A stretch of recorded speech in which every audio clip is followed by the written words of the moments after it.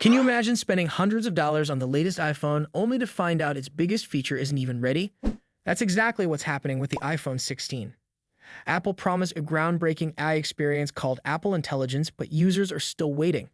And based on the latest comments from Apple CEO Tim Cook, that wait is about to get even longer. The most anticipated part of Apple Intelligence is the new and improved Siri. Apple has been working on making Siri smarter, more intuitive, and capable of performing actions across apps seamlessly. Instead of just answering questions, the new Siri is supposed to control your phone more efficiently, helping you with daily tasks in a way that feels natural. But there's just one problem. It's not here yet. And Cook recently revealed that it won't be coming anytime soon. During a recent announcement, Tim Cook said that the improved Siri will arrive in the next several months. That might not sound like much, but considering Apple originally planned to launch Apple Intelligence in April alongside iOS 18.4, it's clear that things are getting pushed back. Some Apple insiders, including Mark Gurman, have even claimed that Apple Intelligence won't be fully ready until 2026. This delay is a huge disappointment, especially for those who bought the iPhone 16 expecting to experience AI-powered features right away. The iPhone 16 was marketed around two key upgrades: Apple Intelligence and the new camera control button. But now, one of its biggest selling points has been pushed back indefinitely. On top of that, Apple Intelligence won't be available in all regions, and users in the European Union will have an even more limited experience. For many people, this raises a big question. Is it even worth upgrading to the iPhone 16, or should you wait for the iPhone 17? If Apple Intelligence won't be fully functional until 2026, then iPhone 16 users might only get a small taste of what's to come, while future models will have the complete experience. This could make the iPhone 16 feel like a transitional device rather than a true upgrade. Tim Cook is still hyping up Apple's AI plans, though. During the company's recent earnings call, he talked about the upcoming AI tools and said they include features you can't live without once you've tried them. That's a bold claim, but it also sets high expectations. If Apple Intelligence turns out to be just another minor software improvement, users may feel let down. Meanwhile, Apple isn't the only company trying to lead the AI race. Samsung also focused heavily on AI when launching the Galaxy S25 series at its Galaxy Unpacked event. However, early impressions suggest that Samsung's AI isn't as revolutionary as expected. While Galaxy I introduces some useful features, they don't seem to be game-changing just yet. That means both Apple and Samsung are still figuring out how to make AI a must-have feature in smartphones. Right now, the iPhone 16 and the Galaxy S25 are both solid devices, but neither offers a truly groundbreaking AI experience. Apple's delays make it even harder to recommend the iPhone 16 as an upgrade, especially if its best features won't arrive until later. At this point, many users may choose to wait for the iPhone 17 to see if Apple Intelligence is fully realized. So, what do you think? Is Apple making the right choice by taking its time with AI, or is this delay going to hurt the iPhone 16's reputation? Let us know your thoughts in the comments. And if you found this update helpful, don't forget to like this video and subscribe to our channel for more tech updates. Have you ever wondered which phone model people are buying the most when a new lineup is released? Samsung just launched its Galaxy S25 series, and it looks like one phone is really standing out above the others.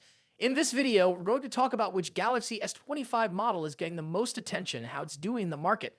Last week, Samsung revealed 3 new phones in their Galaxy S25 series: the Galaxy S25, the Galaxy S25 Plus, and the Galaxy S25 Ultra. Along with these, Samsung surprised everyone by announcing a new Galaxy S25 Edge, but this phone won't be available until later this year, so for now, we have just 3 models to choose from. So, which of these 3 is winning the hearts of Samsung fans? According to a report from South Korea's ET News, it's clear that the Galaxy S25 Ultra is the favorite. In fact, the Galaxy S25 Ultra has made up almost 70% of all the Galaxy S25 series sales in South Korea. This is a huge amount, showing that many people are choosing the Ultra version over the other models. But why are people going for the Galaxy S25 Ultra more than the others? Well, it might be because the S25 Ultra has a lot of amazing features that make it stand out. The Ultra version typically has the best camera, the biggest screen, and the most powerful performance compared to the regular S25 and S25 Plus. So if you want the best of the best, the Ultra is probably the one you would go for. Now let's talk about the colors that people are choosing for their new phones. According to SK Telecom, which is one of the biggest phone companies in South Korea, titanium black and titanium white silver are the 2 most popular colors for the Galaxy S25 Ultra. These colors seem to be getting a lot of love, and it's easy to see why. Both colors look sleek and modern, making the phone look even more premium. On the other hand, the Galaxy S25 and Galaxy S25 Plus aren't being left behind. Even though the Ultra is the most popular, people are still buying the regular S25 and S25 Plus models. The colors people are picking for these phones are Ice Blue and Silver Shadow. Ice Blue is a cool and calming color, while Silver Shadow looks shiny and elegant. These two colors are definitely catching the eye of many buyers. The thing to keep in mind is that the demand for the Galaxy S25 series in South Korea is similar to the demand for the previous year's Galaxy S24 series. The Galaxy S24 series had a strong showing in the market, with lots of people buying them. So, seeing the same level of interest for the Galaxy S25 shows that Samsung's phones continue to be popular among customers. What does this tell us? Well, it means that Samsung's Galaxy S25 lineup is doing really well in South Korea, and people are excited about the new features and improvements that come with the new models. While the Galaxy S25 Ultra might be taking the lead in sales, the Galaxy S25 and S25 Plus aren't too far behind. These phones are still great choices for anyone who doesn't want to spend as much money on the Ultra version, but still wants a solid phone. It's interesting to see how people are picking and choosing their phones based on colors and features. When was the last time you actually used the Galaxy S Pen's Bluetooth features? Be honest. Many fans are upset that Samsung has removed them from the Galaxy S25 Ultra, but the real question is, were they ever essential? Let's break it down. The S Pen had Bluetooth-powered Air Actions, which let you use gestures as a remote control for the camera and a few other functions. But these were different from Air Commands, the pop-up menu that appears when you remove the S Pen. Air Commands are still here, giving users quick access to tools and apps. The only thing missing now is Air Actions, but how much do they really matter? The core experience of the S Pen remains untouched. You can still write, draw, and navigate as smoothly as ever. The pen still delivers precision, pressure sensitivity, and a responsiveness that users love. Samsung hasn't changed how the S Pen functions for what it was actually designed to do. The only difference? Those Bluetooth-powered gestures are gone.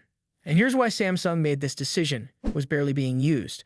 According to Samsung, less than 0.5% of users ever used the S Pen's Bluetooth features. To put that into perspective, if Samsung sold 15 million Galaxy S24 Ultra units last year, only around 75,000 people actually used Air Actions. An even smaller fraction used them on a regular basis. From a business perspective, it simply didn't make sense to keep this feature. Samsung operates on a massive scale, and every feature they maintain requires resources, software support, engineering, and hardware components. If a feature isn't widely used, cutting it allows for improvements elsewhere. But let's not forget, this isn't the first time fans have been upset over feature removals. The backlash was huge when Samsung removed the infrared blaster, the microSD card slot, and the 3.5mm headphone jack. Many people said they would never buy another Samsung phone, and yet sales continued to soar, proving that these changes didn't actually impact the majority of users. Numbers don't lie. Samsung introduced Bluetooth functionality for the S Pen with a vision, but over time, it became clear that most people weren't using it. Instead of holding onto an underused feature, Samsung chose to focus on real improvements. Removing the Bluetooth features helped make the Galaxy S25 Ultra thinner and lighter. They also likely reduced production costs, which may have prevented a rumored price increase. Under TM Ro's leadership, Samsung has been focused on meaningful innovation, improving the user experience while maintaining business viability. During an interview in South Korea, he made it clear that the goal is to refine both hardware and software for the best possible experience. Keeping unnecessary features for nostalgia's sake doesn't fit that strategy. It's understandable that some people will still be frustrated, but let's be honest, this change isn't a deal breaker. The vast majority of users won't even notice the absence of Air Actions. What they will notice is a sleeker, lighter device that offers a refined experience. Progress requires change. If Samsung kept every outdated or underused feature, its phones would be cluttered with unnecessary extras. The company has to evolve to stay ahead, and sometimes that means making tough choices. So was removing the S Pen's Bluetooth features the right decision? Let us know in the comments. And if you enjoyed this video, don't forget to like and subscribe for more updates on the latest tech.